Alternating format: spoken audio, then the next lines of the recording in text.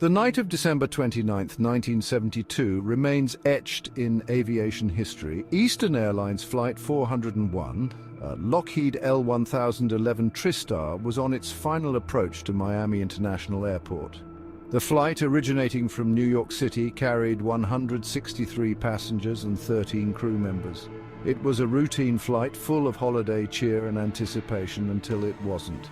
In a matter of minutes, the TriStar plunged into the unforgiving Florida Everglades, marking one of the most haunting events in aviation history. The crash of Flight 401 not only claimed lives, but ignited a chilling saga of spectral apparitions and unsettling encounters. This tragedy, forever entwined with the supernatural, continues to fascinate and send shivers down the spines of those who dare to delve into its eerie narrative. The crash of Flight 401 wasn't just a tragic accident, it was a harsh reminder of the unforgiving nature of flight and the fine line between routine operation and catastrophic failure. The vastness of the Everglades, often shrouded in darkness, became the final resting place for many souls that night. It also became a breeding ground for chilling tales of spectral encounters that would soon grip the aviation world. This wasn't just a story of metal and wire meeting their demise. It was the beginning of a spine-chilling saga that transcended the boundaries of life and death. Eastern Airlines Flight 401 was cruising at 20,000 feet. The crew, experienced and well-regarded, prepared for their descent into Miami. Captain Bob Loft, a seasoned pilot with over 29,000 flight hours, oversaw the operation. First Officer Albert Stockstill and Second Officer Flight Engineer Donald Repo completed the seasoned crew. Despite the routine nature of the flight, a sense of unease would soon permeate the cockpit. As the TriStar began its descent, a seemingly minor issue arose. The landing gear indicator light malfunctioned. The crew, unsure if the landing gear had deployed correctly, decided to abort the landing and initiated a holding pattern over the Everglades. What followed was a series of miscommunications, distractions, and overlooked warnings that compounded the initial problem, ultimately sealing the fate of Flight 401. While the crew grappled with the landing gear issue, they failed to notice that the autopilot had inadvertently disengaged. The aircraft, now without altitude control, gradually descended into the darkness. Precious minutes ticked by as the crew, consumed by the landing gear problem, remained oblivious to their gradual descent. The Everglades, unforgiving and vast, loomed closer with every passing second. The impact, when it came, was devastating. Flight 401 slammed into the swamp at over 200 miles per hour, instantly claiming the lives of over 100 souls on board. The crash site, a scene of unimaginable chaos and destruction, was a grim testament to the tragic consequences of human error and a breakdown in cockpit communication. The crash of Flight 401 was a stark reminder that even in the realm of advanced technology, human vigilance remained paramount. The investigation that followed the crash revealed a chilling chain of events. A combination of mechanical failure and human error had culminated in the tragedy. The faulty landing gear indicator light, while not catastrophic on its own, had diverted the crew's attention from a crucial detail: the disengaged autopilot. This fatal oversight, coupled with the inherent challenges of nighttime flying over the featureless Everglades, painted a grim picture of the events that led to the tragic demise of Flight 401.